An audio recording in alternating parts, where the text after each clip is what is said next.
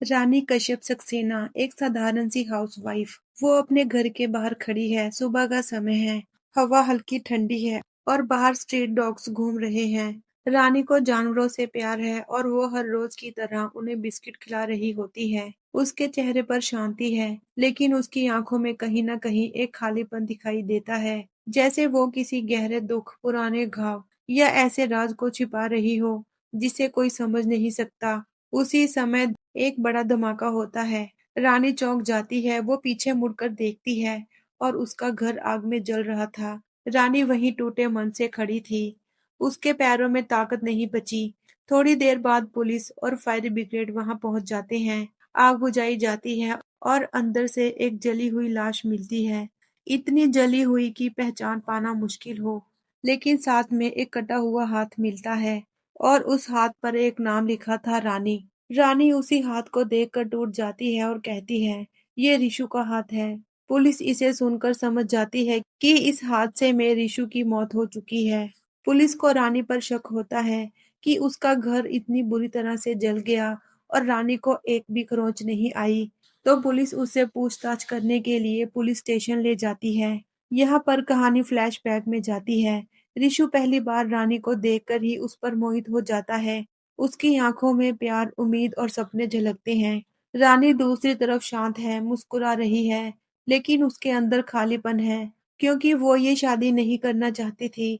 उसके लिए शादी सिर्फ एक मजबूरी है, लेकिन रिशु के लिए ये प्यार की शुरुआत। शादी के बाद सब कुछ उतना अच्छा नहीं चलता जितना फिल्मों में होता है। घर में रिश्तेदारों के सामने रानी परफेक्ट बहू की तरह बर्ताव करती है, लेकिन अपने पति के सामने उसे खुलने में मुश्किल होती है।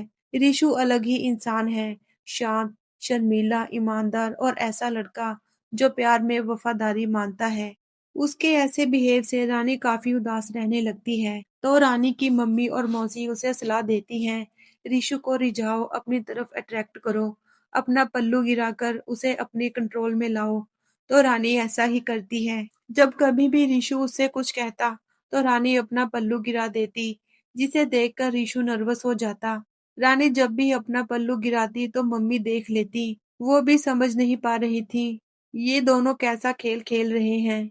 उधर रीशु का दोस्त उसे सलाह देता है, तुम रानी के पास जाकर उस पर अपना हक जमाओ। वो ऐसा ही करता है। रात को रीशु अच्छे से तैयार होकर रानी के पास जाता है, जहाँ रानी पहले से तैयार थी।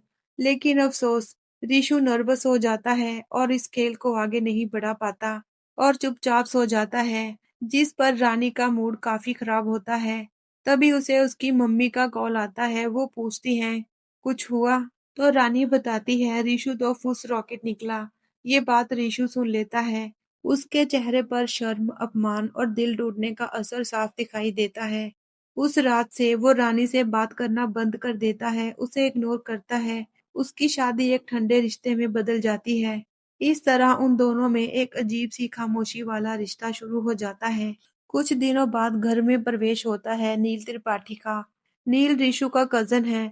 हैंडसम, कॉन्फिडेंट, जिम वाला बॉडी टाइप, महंगे परफ्यूम की खुशबू और बेफिक्र अंदाज। रानी के लिए वो बिल्कुल अलग दुनिया जैसा लगता है। वो प्यार, रोमांच और जुनून हो सकता है। धीरे धीरे दोस्ती होती है, नजदीकियां बढ़ती हैं और फिर एक अफेयर शुरू हो जाता है।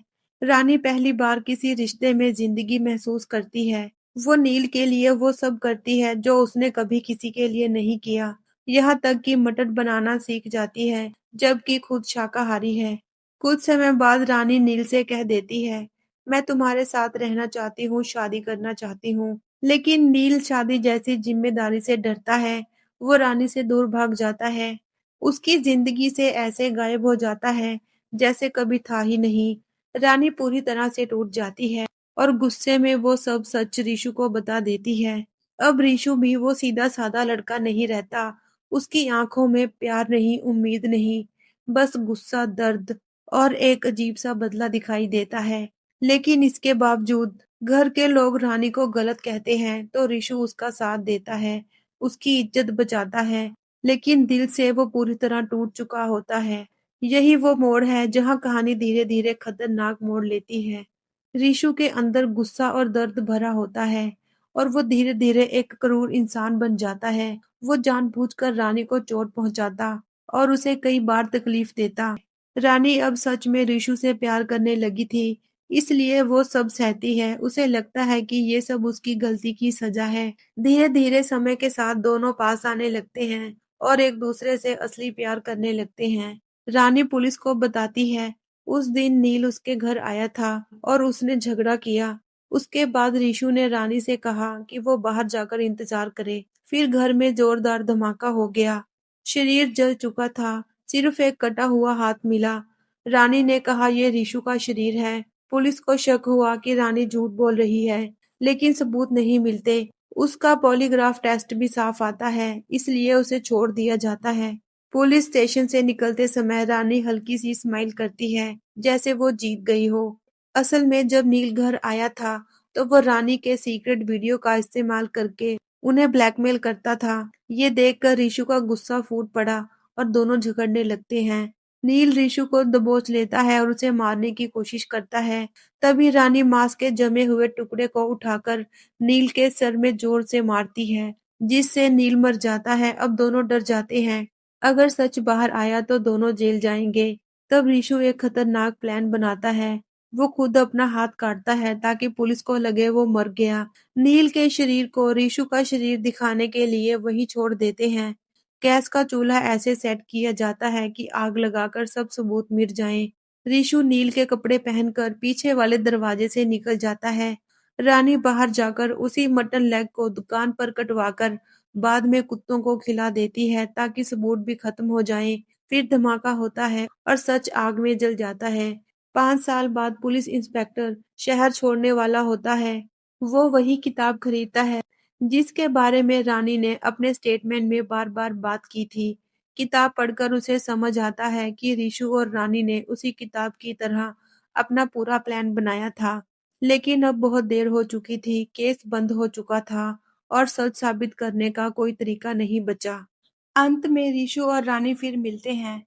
ऋषु का हाथ नहीं होता, लेकिन वो दोनों खुश और आजाद हैं। वो एक दूसरे की तरफ देखते हुए मुस्कुराते हैं, जैसे कह रहे हों हमने सबको हरा दिया। इसी सीन के साथ इस कहानी का एंड होता है। आपको ये वीडियो कैसी लगी हमें कमेंट करके बताएं। मिलते हैं अगली वीडियो में।